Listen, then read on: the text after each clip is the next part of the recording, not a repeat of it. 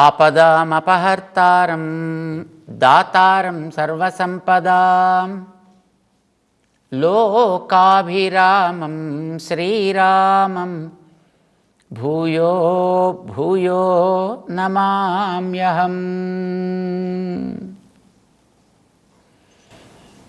జై శ్రీమన్నారాయణ.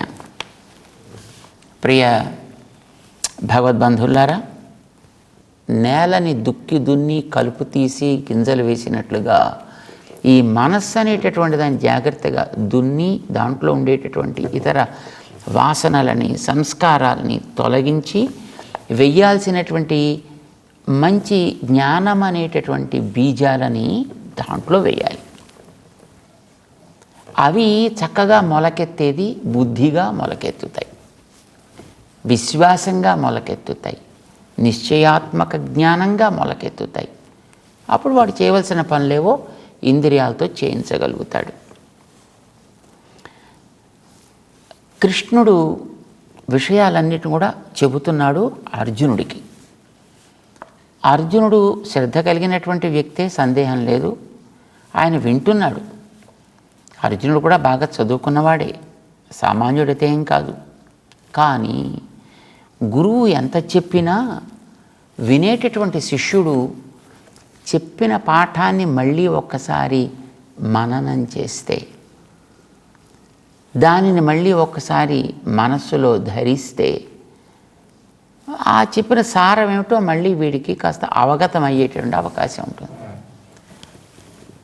యుద్ధరంగం, కృష్ణుడు చెబుతున్నాడు, అర్జునుడు వింటున్నాడు, ఆయనకి తోచింది అడుగుతున్నాడు, ఈయనకి చెప్పదలుచుకుంది ఏదో ఈయన చెప్తున్నాడు.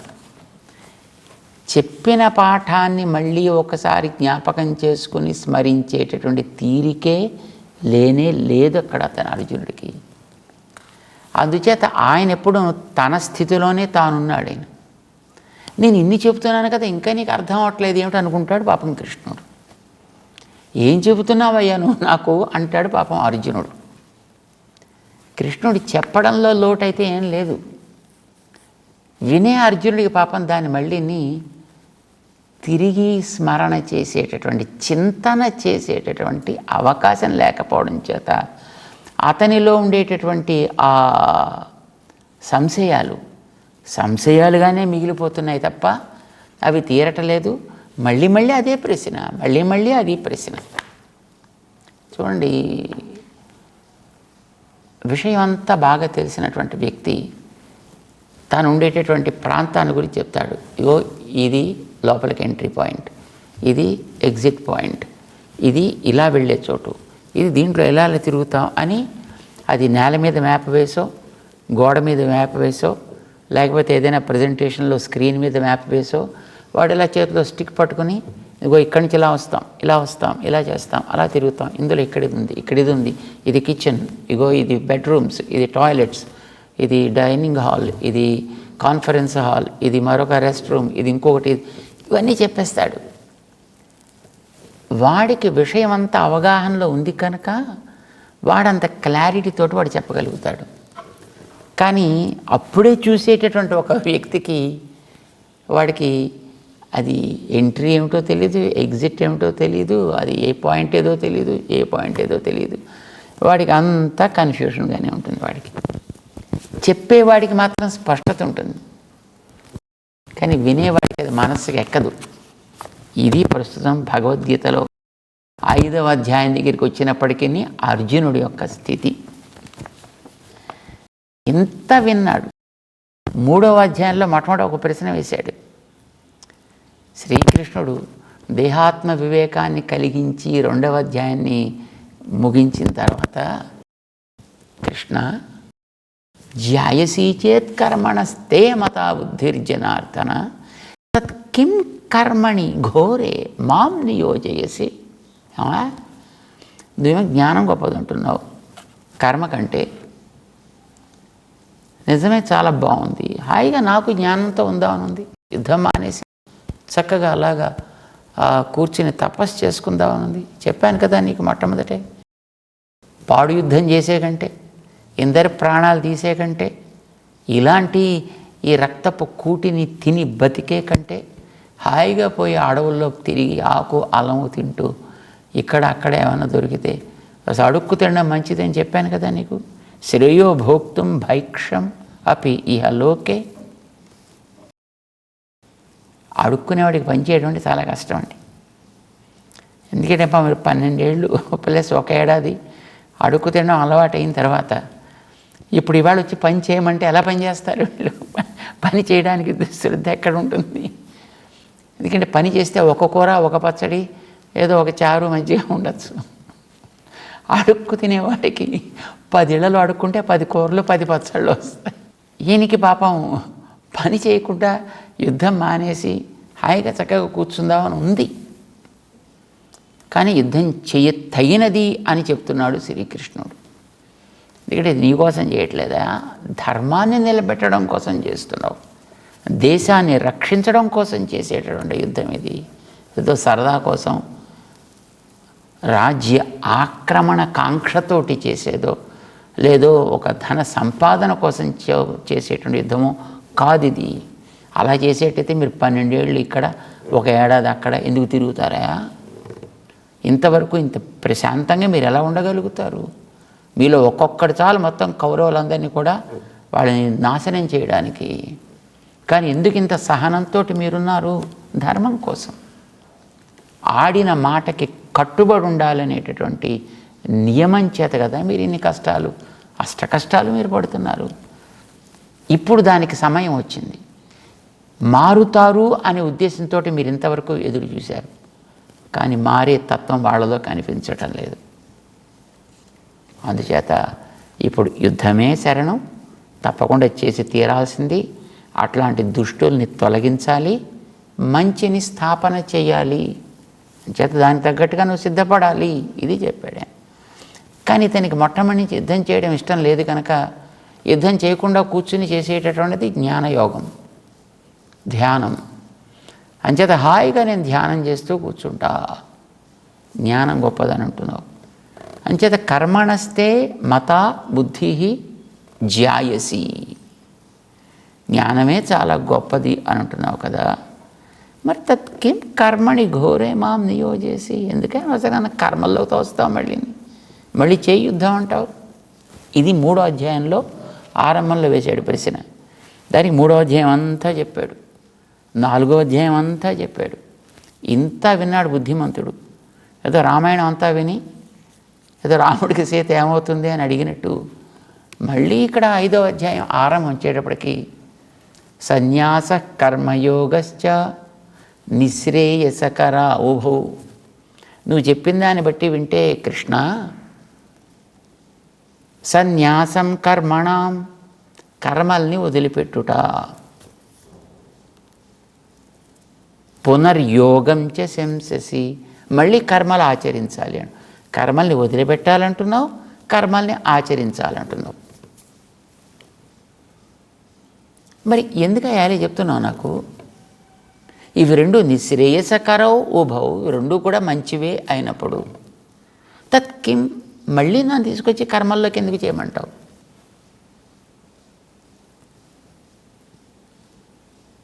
ఇది అర్జునుడికి కలిగినటువంటి ఒక ప్రశ్న. మళ్ళీ 5వ అధ్యాయం ఆరంభం చేస్తూ చూడండి, మళ్ళీ ఇదే ప్రశ్న వేశాడు. ఏ శ్రేయ ఏతయోరేకం తన్ మే బ్రూహి, ఈ రెండులో ఏది మంచిదంటావా? యత్ శ్రేయ, కర్మశ్రేయస్స, కర్మ సన్యాసము శ్రేయస్స, కర్మయోగము శ్రేయస్స, కర్మ సన్యాసము శ్రేయస్స. ఈ రెండిట్లో ఏకం వద. రెండు చేయమని చెప్పక నేను రెండు చేయలేను, ఏదో ఒకటే చెప్పు నాకు. నిశ్చితం బ్రూహి, ఏది సరి అయిందో నాకు అదే చెప్పు తప్ప ఊరికే నన్ను కన్ఫ్యూజ్ చేయకు. సునిశ్చితం బ్రూహి, నా మనస్సులో స్థిరంగా. ఇందుకు కృష్ణుడు పాపం చెప్పే దాంట్లో ఎక్కడ ఆయన సందేహానికి అవకాశం ఇచ్చి చెప్పలేదే. చెప్పేదంతా కూడా పాపం చక్కగా స్పష్టంగానే చెబుతున్నాడు ఆయన. కానీ ఈ పిచ్చివాడు విన్నదాన్ని మళ్ళీ తను నెమరు వేస్తే కదా. నెమరు వేయినప్పుడు వాడు బుర్రలోకి ఏమెక్కుతుంది? మనకు ఒక నియమం ఉందండి, చెప్పేవాడు గురువు కదా, వినేవాడు శిష్యుడు కదా. చెప్పే ముందర చూసుకొని గురువు యొక్క పాఠం, విన్న తర్వాత చూసుకొని శిష్యుడి యొక్క పాఠం, ఇవి రెండు వ్యర్థము అని అంటారు. అంటే చెప్పాలనుకున్నప్పుడు గురువు మొట్టమొదటి జాగ్రత్తగా ఏం చెప్పాలి, ఎలా చెప్పాలి, ఎంత చెప్పాలి, ఎప్పుడు చెప్పాలి, ఇది ఒక మంచి చక్కటి ప్రణాళి రచించుకొని చెప్పాలి. ఒక ప్లాన్ ప్రకారం తను చెప్పదలుచుకుంది ఒక ఆర్డర్లీ చెప్పాలి. ఈయన చెప్పిన తర్వాత విన్నటువంటి శిష్యుడు దాన్ని చెప్పినదాన్ని ఏం చెప్పారు, ఎలా చెప్పారు, అది నాకు ఎంతవరకు అర్థమైంది, ఏ విధంగా అర్థమైంది, ఇది ఈయన మళ్ళీ దాన్ని నెమరు వేయాలి. ప్రిపరేషన్ లేకుండా, ప్రణాళిక లేకుండా చెప్పే ఆయన పాఠం ఏదో ఆకాశంలో తోచింది ఏదో చెప్తే అది కూడా వ్యర్థం. విన్నటువంటి ఈ వ్యక్తి కూడా తను విన్నదాన్ని ఎంతవరకు తన మనసులో అది నిజంగా పట్టింది, తన సంశయాలకి అది ఏదేది ఎలా ఎలా తీర్చేదో పేర్చేదో అవుతుంది అనేది వీడు నెమరు వేస్తేగా తెలుసుకోవడానికి. ఈ నెమరు వేయటం లేదు. నెమరు వేయటం లేదు కనుక పాపం ఈయనకి అర్థం కావట్లే. అందుకోసం ఈయన వేసే ప్రశ్న యచ్ఛ్రేయ ఏతయోరేకం జ్ఞానము కర్మ, ఈ రెండిట్లో ఏది నాకు శ్రేయస్సో తన్మే బ్రూహి, యచ్ఛ్రేయ బ్రూహి, ఏది శ్రేయస్సో అది చెప్పు, ఏది శ్రేయస్సో అది నాకు చెప్పు, నన్ను చూసి మరీ చెప్పు. ఇప్పుడు రెంట్లో ఏదో ఒకటి గొప్పదని నీకు తెలిసి ఉండొచ్చు, సంతోషం. కానీ నీకు తెలిసిందల్లా నాకు చెప్తే దాన్ని నేను చేయగలగచ్చు, చేయలేకపోవచ్చు. ఇప్పుడు సర్కస్సుల్లో కొంతమంది చూడండి ఇలా ఇలా ఎగిరిటక్కని కింద దిగుతుంటారు. వాళ్ళకి అది అభ్యాసం అయింది కనుక వాళ్ళు చేయగలుగుతారు. దాన్ని తీసుకెళ్ళి మన పట్టుకొచ్చి ఎగరవయ్యా ఇలా ఇలాగంటే మనం ఎగురుతాం. దాన్ని నేల మీదే నడవడం చేత కావట్లేదు మనకి. ఉన్నవాళ్ళు ఉన్న చోటే టక్మని పడిపోయి కాళ్ళు విరగొట్టుకునే స్థితిలో మనం ఉంటే, వాడు ఇలా ఎగిరి తాడు మీద ఎక్కి తాడు మించి ఎగిరి మళ్ళీ తాడు మీదకి దిగి నీకు తోచింది నీకు తెలుసును కదా అని చెప్పగాయా, నన్ను చూసి నా స్థితికి తగ్గట్టుగా నేనేది చేయగలనో అలాంటివి చూసి మరీ చెప్పు నాకు. ఇప్పుడు చిన్నపిల్లలకి బాగా తినిపిస్తే వీళ్ళు బాగా బుద్ధిగా పెరుగుతారు అని ఉంటుందండి తల్లికి తండ్రికి, ముఖ్యంగా తల్లికి.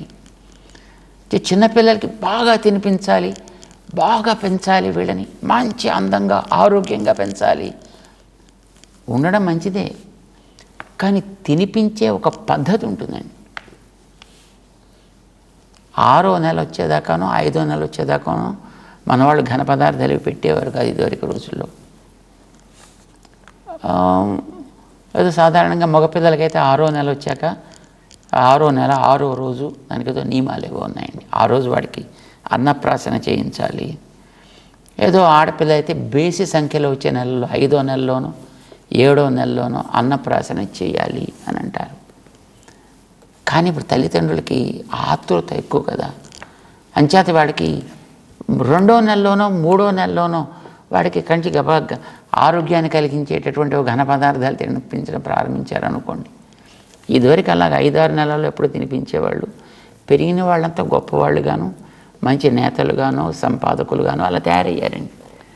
ఇప్పుడు వీళ్ళు ఆర్తితోటి ఆతృతతోటి 3-4 నెలల్లోనే ఎప్పుడో వాడికి రకరకాలుగా ఫీడింగ్ స్టార్ట్ చేసేటప్పటికి ఉత్త రోగగ్రస్తులు తయారవుతున్నారు. ఎక్కడ చూసినా రోగాలే. వాడికి ఇంకా ఏడాది నిండకుండానే ఇంతింతలా కళ్ళద్దాలు, వాడి చెవుల్లో పెట్టుకునేటువంటి అవి ఏవో ఇంకా ఏవో రకరకాలైనటువంటి రోగాలు, ఆటిజం లాంటి పెద్ద పెద్ద వ్యాధులు. How children are getting all these diseases because they are not following any rules and regulations what the bodily requirements are. ఇది మన వాళ్ళకి ఎప్పుడో తెలుసును పూర్వంలో. అంచేత వాళ్ళు ఆయా సమయానికి ఆయా నియమాలేవో పాటిస్తూ పిల్లని పెంచేవారు. ఒక తల్లికి బాగా ఆతృత కలిగిపోయి వాడికి ఇంకా పళ్ళు రాలేదు, సాధారణంగా ఎప్పుడో 6వ నెల దాటిన తర్వాత 7-8 నెలలు ఎప్పుడు పళ్ళు వస్తాయేమో అని అనుకుంటాను. క్రమంగా పళ్ళు వచ్చి అవి కొంచెం పెరిగి ఆ తర్వాత వాడికి ఏదైనా కాస్త ఘన పదార్థాలు లాంటివి ఏదో ఉండేటటువంటి ఏదో చిట్టికారులు చెగోడీలు లాంటివో అప్పుడు తర్వాత తినిపించాలండి. వీడికి ఇంకా పుట్టగానే వాడికి గబగబా పెరిగిపోవాలని వాడికి ఇలాంటి ఏమైనా పెట్టి వాడిని పెంచాలని అనుకుంటే వాడికి ఆరోగ్యం పాడైపోదండి. వ్యక్తిని చూసి ఏ పద్ధతిలో వాడికి పెట్టాలో ఎలాగైతే తెలిసి వాడి తల్లి దానికి తగ్గట్టుగా ఆహారాన్ని పెడుతుందో, అట్లాగే నన్ను చూసి, నా యోగ్యతని చూసి, నా తెలివిని చూసి కృష్ణ నాకు కావలసింది శ్రేయ ఏతయో రేకం తన్ మే బ్రూహి, అలాంటిదేదో నాకు చెప్పవాయా, ఇది అడుగుతున్నాడే. ఇప్పుడు అన్నిటికీ ఒకటే మందు ఉండదండి. ఇప్పుడు సాధారణంగా ఇప్పుడు ఈ అలోపతి ఇంగ్లీష్ మందులు ఇస్తుంటారు చూసారా, దాంట్లో వాడికి తలకాయ నొప్పి వచ్చిందంటే ఈ మందు ఇచ్చేయి అంటాడు. తలకాయ నొప్పి వస్తే ఈ మందు అని ఫిక్స్డ్, వాడికి ఏదో దాని పేరు డోలోనా మరొకటోనా ఏదో అంటారు, పారాసిటమాల్ ఇచ్చేసేదాన్ని. కానీ కొన్ని మందులు అలా ఉండవండి. ఏదో ఇప్పుడు ఆయుర్వేదిక్ మందులు కానీ, హోమియోపతి మందులు కానీ, లేదు ప్రకృతి సిద్ధమైనటువంటి మందులు కానీ అలా ఉండవు. వాడికి తలకాయ నొప్పి ఎందుకు వచ్చింది?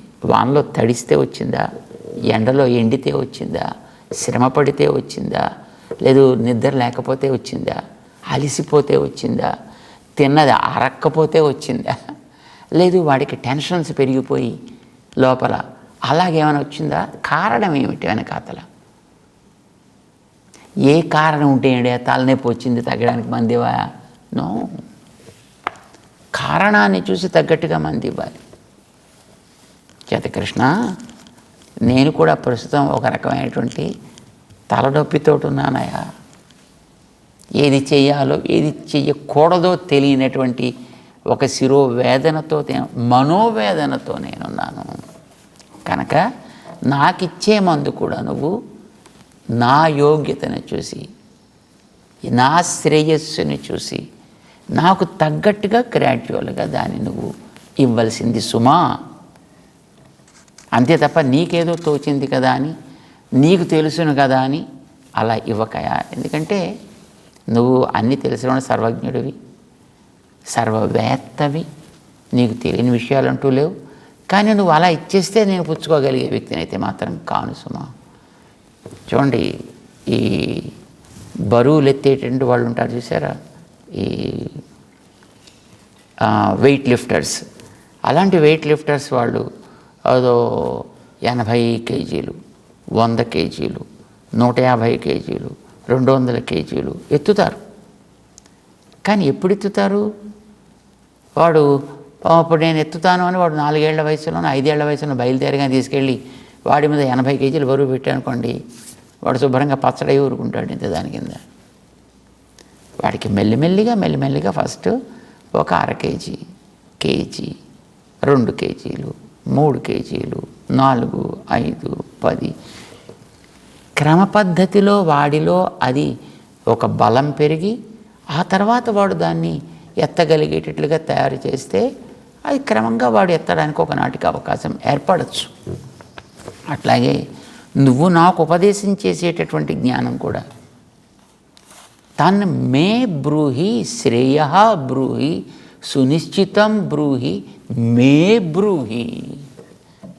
అంచేత నీకు తెలిసినవి చాలా ఉండొచ్చు, కానీ అందులో ఏది నేను ఆచరించగలను అది మాత్రం నాకు చెప్పు. ధర్మరాజు గారు అడుగుతారండి భీష్మాచార్యుల వారిని, తాత నువ్వు ఎన్నో ధర్మ సూక్ష్మాలు చెప్పావు, సరే అవన్నీ గొప్పవే, కానీ ఇన్ని మేము ఆచరించలేం కదా, కనుక అందులో ఏ ఒక్కటి మేము ఆచరిస్తే నీ అంత గొప్పవాళ్ళం మేము కూడా కాగలుగుతామో అట్లాంటిది ఏదో ఒక్కటి మాకు చెప్పు. అది బుద్ధిమంతుడు అడగాల్సిన ప్రశ్న. అలా అడిగాడు ఆయన. అలాగే అర్జునుడు కూడా కృష్ణుణ్ణి అడుగుతూ యచ్ఛ్రేయ ఏతయోరేకం తన్మే బ్రూహి సునిశ్చితం. కర్మ జ్ఞానము, కర్మ సన్యాసము, జ్ఞానం ఆచరణము, ఇందులో ఏది శ్రేయస్సు అని ఇది ఇదివరకే చెప్పాడు ఆయన. 2వ అధ్యాయంలో చెప్పాడు, 3వ అధ్యాయంలో చెప్పాడు, 4వ అధ్యాయంలోనూ చెప్పాడు ఆయన. ఇదే విషయం చెప్పాడు ఆయన. అప్పుడు ఇదే ప్రశ్న వేసాడు ఆయన, మళ్ళీ ఇప్పుడు అదే ప్రశ్న వేస్తున్నాడు ఆయన. కారణం ఆయనకి అర్థం కాలేదు పూర్తిగా కనుక ఎందుకు అర్థం కాలేదంటే దాని మీద జరపాల్సినటువంటి చింతన అతను చేయలేదు కనుక. అంటే విన్నదాన్ని మళ్ళీ మననం చేయాలి, లోపల యుక్తులతోటి మననం చేయాలి, అది మనసులో స్థిరపడేటట్టుగా మననం చేయాలి. అప్పుడు వాడికి దాని విషయంలో ఒక జ్ఞానం కలుగుతుంది. అలాగా పాపం అర్జునుడు కలిగించుకోవలసినంత అవకాశం లేదు కనుక. ఇప్పుడు చూడండి, చిన్నపిల్లలకి ఇదివరకు రోజులైతే హోంవర్క్ ఇచ్చేవాడు, ఆ హోంవర్క్ చేసుకురా అని పంపించేవాడు. ఇప్పుడు కొత్తగా వచ్చేటటువంటి విద్యా విధానంలో హోంవర్క్ ఇవ్వకూడదు, వాడికి ఎంత చెయ్యాలో అంత క్లాసులను కూర్చోబెట్టి చెప్పేసేయాలి. ఇంటికి హాయిగా ఫ్రీగా పోవాలి, ఇంట్లో ఉండే వాళ్ళతో హాయిగా కాసేపు తిరగాలి, మాట్లాడుకోవాలి, ఆడుకోవాలి, పాడుకోవాలి, మళ్ళీ క్లాస్కి ఫ్రెష్గా రావాలి. పాఠం కొత్త చెప్తావో, పాత దాని మీద హోంవర్క్ చేయిస్తావో, ఎక్సర్సైజెస్ చేయిస్తావో, ఏం చేయిస్తావో అనేటటువంటిది, ఎలా చేయించాలనేటువంటిది అది నీ బాధ్యత. కానీ క్లాస్ రూమ్ దాటి బయటకు వస్తే హోంవర్క్ మాత్రం ఇవ్వకూడదు, వాడికి శ్రమ పెట్టకూడదు వాడికి. సో అది మంచి విద్యా విధానం అంటాం కదా. ఇప్పుడు కృష్ణుడు అర్జునుడు మొట్టమొదటి హోంవర్క్ ఇద్దామని అనుకున్నాడు ఆయన, కానీ ఇప్పుడు తెలిసేసినాడు అర్జునుడు, నేను హోంవర్క్ చేసే స్థితిలో అయితే లేను కనుక నువ్వు చెప్పదలుచుకుంది ఏదో నువ్వు చేసే ఉపదేశంలోనే నాకు హోంవర్క్ కూడా అయిపోయేటట్టుగా, ఎక్సర్సైజ్ వ్యాయామాలు కూడా పూర్తి అయిపోయేటట్టుగా, అన్నీ నాకు దాంట్లోనే అయిపోయేటట్టుగా నువ్వు దాన్ని ఎలా చెబితే మంచిదో నాకు అట్లా చెప్పు, నా శ్రేయస్సును కోరి నువ్వు అట్లా చెప్పాల్సింది కృష్ణ అని చేసిన ప్రార్థనతోటి 5వ అధ్యాయం ముందుకి ఆరంభమవుతోంది. దాంట్లోకి మనం కూడా ప్రవేశిద్దాం. జై శ్రీమన్నారాయణ.